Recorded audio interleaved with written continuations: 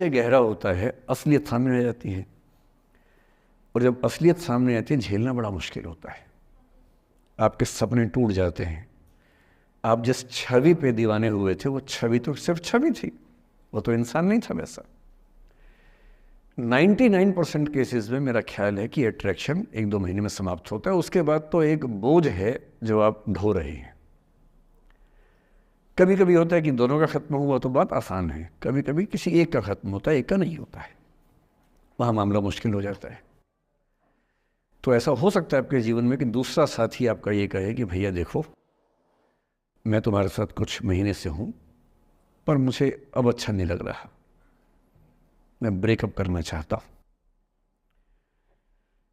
मैं आपसे ये निवेदन करूंगा कि ये मान के मत चलना कि उसने आपको धोखा दिया है, क्योंकि बच्चे तुरंत उस मुद्रा में आते हैं, अच्छा अब मैं कुल्हाड़ी उठा लूंगी, अब मैं तेजाब उठा लूंगा, तूने मुझे धोखा दिया है, तूने मुझे चीट किया है, you are a cheat, you are a liar, you are a पता नहीं क्या क्या। पता इंग्लिश में गालियां बड़ी सुंदर देते हैं बच्चे। मैं ये कहना चाह रहा हूं कि इस बात की संभावना मान के चलिए कि हो सकता है कि आपके साथ 2 महीने रहने के बाद सच में उसको ये लग जाए कि आपके साथ ट्यूनिंग ठीक नहीं है, या आपको लग जाए कि आपकी ट्यूनिंग उस व्यक्ति के साथ ठीक नहीं है। और किसी मुर्दा को अपने पास पकड़ के रखना उसका मजा नहीं है। आप किसी को बांध तो लेंगे, पर जब उसका दिल आपके पास है ही नहीं, दिल विहीन लाश अपने पास टिका के रखना, एक मुर्दे को बांध के रखना, इससे बेहतर है जाने दो। बांधना नहीं, बांधते वो हैं जिनमें असुरक्षा बहुत ज्यादा होती है। उस असुरक्षा से बचने का उपाय खुद को बेहतर बनाना है। आप इतने बेहतर हों कि आपको चाहने के लिए हजारों लोग हों। क्यों आप इतना डिपेंडेंट होते हैं कि इस एक व्यक्ति के अलावा मेरा कोई है ही नहीं दुनिया में? ऐसा क्यों सोचना है? और ऐसे ही मामले में ये करना है वो अफसाना जिसे अंजाम तक लाना ना हो मुमकिन, उसे एक खूबसूरत मोड़ देकर छोड़ना अच्छा। और ये खूबसूरत मोड़ कैसे होगा? अगर कोई जाना चाह रहा है तो आपके पास 3 ऑप्शंस हैं। एक, ना उसको अच्छे से बात करे ना खराब से बात करे, न्यूट्रल होके जाने दे। एक, उसको धमकी दे, बर्बाद कर दूंगा, छोड़ूंगा नहीं, तो निकल के देख घर से, तेरे एड्रेस पता करवा लूंगा, मेरे साथ 50 दोस्त हैं, मेरे सारे आवारा हैं, सारे बेरोजगार हैं, सारे कुंठित लोग हैं, सारे गुंडे मवाली हैं, उनका धंधा यही है, तेरे पीछे छोड़ दूंगा सबको। एक ही तरीका है। और तीसरा ये कि ठीक है यार, ऑल द बेस्ट, जा सिमरन जा, जी ले अपनी जिंदगी। अरे ठीक है, हो सकता है मैं तुझे ठीक नहीं लगा, कोई बात नहीं, लेकिन किसी से मिलो तो बढ़िया से मिलना, तेरी जिंदगी अच्छी हो। मैं भी ढूंढ ही लूंगा किसी न किसी को, थोड़ी हेल्प कर दियो, कहीं इंट्रो करवा दियो मेरी भी, लेकिन ठीक है तू भी जा। ये होता है खूबसूरत मोड़ देकर छोड़ना अच्छा। चिपकू नहीं बनना है किसी के पीछे, ना बोरा जाना है कि तुम जाओ, मैं तो दीवाना, स्थाई दीवाना हूं तुम्हारा। कोई जब तुम्हारा हृदय तोड़ दे, तड़पता हुआ जब तुम्हें छोड़ दे, तब तुम मेरे पास आना प्रिय, मेरा दर खुला है, खुला ही रहेगा तुम्हारे लिए। वाह। पहले के ज़माने में बेरोज़गारी का ये लक्षण था। हम जब छोटे थे ये गाने सुनते थे, हम ये सुन के बड़े हुए कि ऐसे ही करना पड़ता है शायद प्रेम में। तो हमारे स्कूल में लोगों ने इसका पैरोडी बनाई। जब कोई तुम्हारा सर फोड़ दे, तड़पता हुआ जब तुम्हें छोड़ दे, तब तुम मेरे पास आना प्रिय, ये क्लिनिक खुला है, खुला ही रहेगा तुम्हारे लिए, तो बस आ जाना। जब कोई तुमको सड़क पे छोड़ दे, गाड़ी अपनी वहाँ से मोड़ ले, तब तुम मेरे पास आना प्रिय, ये ठेला खड़ा है, खड़ा ही रहेगा तुम्हारे लिए। क्यों भाई, क्यों खड़े रहोगे? बेरोजगार हो क्या? अरे ठीक, जा सिमरन जा, जी ले, और मैं भी जा रहा हूँ जीने के लिए। ये दीवाना नहीं बनना है कि तुम मतलब मुझे ना चाहो तो कोई बात नहीं, किसी और को चाहोगी तो मुश्किल होगी। अजीब हाल है यार। तुम ठेकेदार हो कि तेरा ठेका मेरे पास है, नहीं तो किसी के पास नहीं है। अजीब हाल है। अरे ठीक है भाई, उसकी ज़िंदगी है, जीने दो उसको। क्यों किसी की ज़िंदगी में इतना हावी होने का प्रयास करना है? जब आप नहीं चाहते कि आपकी ज़िंदगी में कोई हावी हो, आप क्यों किसी की ज़िंदगी में इतने हावी होंगे? और जब बहुत दर्द हो ना, हमेशा दूसरे के पर्सपेक्टिव से भी सोच के देखिए कि उसको ऐसा क्यों करना पड़ा, क्या पता कोई मजबूरी हो, कभी कभी होती है। मैं बुद्ध की मजबूरी सोच के परेशान होता हूँ कई बार, और फिर मैं सोचता हूँ कि काश यशोधरा जैसा व्यक्तित्व सबका होता। बुद्ध की रियल कहानी क्या है शायद किसी को नहीं पता। मैं जिस कहानी की बात कर रहा हूँ, मैथिली शरण गुप्त नाम के एक बड़े प्रसिद्ध कवि ने यशोधरा नाम की पुस्तक में वो कहानी लिखी है, भूमिका में जिक्र किया। बुद्ध बचपन से ही थोड़े से वैरागी किस्म के व्यक्ति थे। उनकी कुंडली देख के एक ज्योतिषी ने बताया भी था। माता पिता बहुत परेशान थे, शुद्धोदन उनके पिता का नाम था। माता पिता ने बहुत कोशिश की कि इस बच्चे का मन विरक्त न हो। अच्छा महल बनवाया, सारी सुविधाएं दी। जैसे ही बुद्ध थोड़े से किशोरावस्था में आए, उस समय की दुनिया की सबसे खूबसूरत महिला से, लड़की से, यशोधरा से उसकी शादी करवा दी। यशोधरा के पिता ने काफ़ी एग्ज़ाम लिए बुद्ध जी के, वो सारे एग्ज़ाम में पास हुए, तब जाकर शादी हुई, ऐसे नहीं हुई। शादी हुई तो बुद्ध भी ठीक था, रमे रहे उस जीवन में। बेटा हुआ उनका राहुल। अब बुद्ध की विरक्ति का भाव बढ़ता जा रहा था। 29 साल की उम्र के आसपास ऐसा हुआ कि उन्होंने एक मृत व्यक्ति को देख लिया, एक बूढ़े को देखा, एक भिखारी को देखा, एक बीमार को देखा। विरक्त हो गए और उनका मन हुआ घर छोड़ दूं, ज्ञान की खोज में चला जाऊं।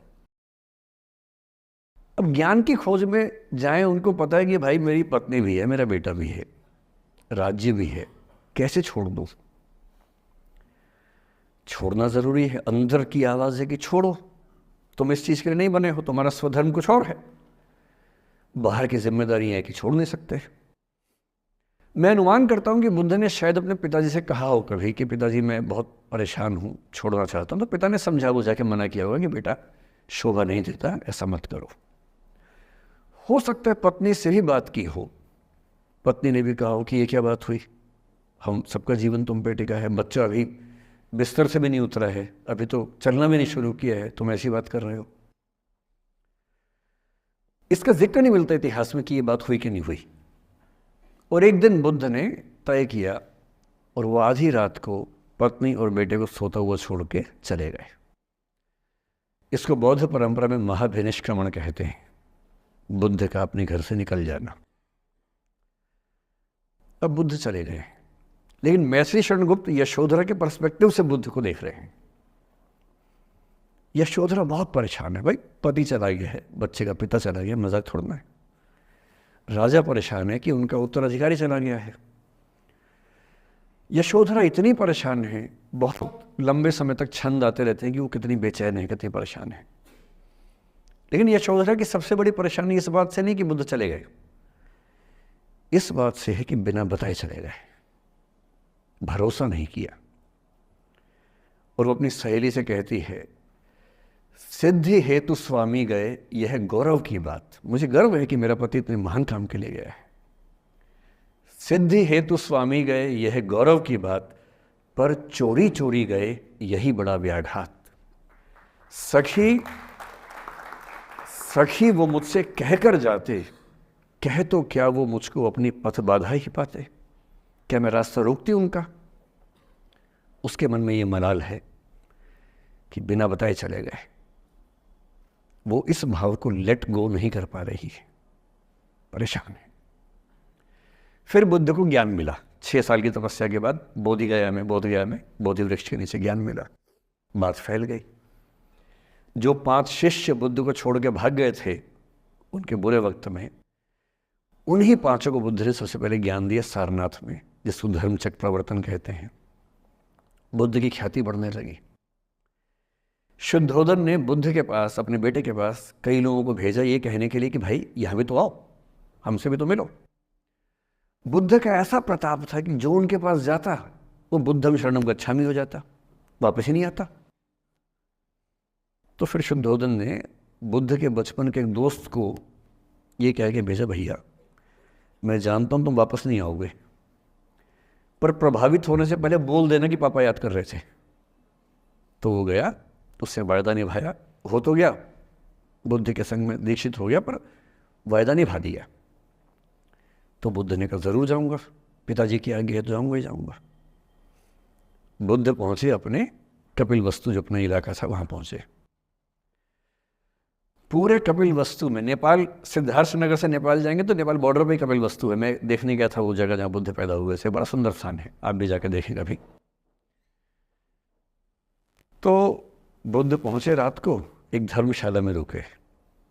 अब वहाँ हल्ला मच गया कि राजा का बेटा धर्मशाला में। बुद्ध ने कहा भाई मैं देखो राजा का बेटा बन के नहीं आया हूँ, मैं बुद्ध बन के आया हूँ। सुबह उठ के भिक्षा मांगने लग गए उस इलाके में, अपने ही पिता के राज्य में। पिता ने सिर पीट लिया कि भाई क्या कर रहे हैं। फिर बुद्ध ने सूचना भिजवाई कि मैं बुद्ध हूँ, बेटा हूँ संयोग से, ठीक है मैं आ रहा हूँ मिलने के लिए, पर मैं बुद्ध होके आया हूँ, मेरी चर्या है, नियम है, मैं भिक्षा से ही जीवन जीता हूँ अपना। ठीक है, पिताजी ने कहा चल कोई बात नहीं। फिर बुद्ध गए पिता से मिलने, पिता से मिले, सबसे मिले, भरी सभा में। लेकिन यशोधरा नहीं आई मिलने के लिए, लेट गो नहीं कर पा रहे थे। उसके मन में दर्द था, छुप के क्यों गया, बता के जाता। बुद्ध ने पूछा पिता से कि यशोधरा कहाँ है, तो बोले कि वो कह रही है कि अगर बुद्ध मिलना चाहेंगे तो खुद ही मिलने आएंगे मुझसे, मैं क्यों जाऊंगी भाई, आत्मसम्मान भी तो कोई चीज़ है, मैं क्यों मिलने जाऊंगी। तो बुद्ध मिलने गए। सोचिए एक कमरे में यशोधरा बैठी है, राहुल साथ में। अब राहुल थोड़ा सा बड़ा हो गया है, 6-7 साल का है। बुद्ध गए हैं। अब आपके मन में आ रहा है कि बुद्ध वहाँ जाके बोलेंगे सॉरी मैंने गलत किया, I hurt you, I really feel sorry. बुद्ध है वो बुद्ध, वहाँ जाके क्या बोल रहे पता है, भिक्षाम देहि, भिक्षा दो।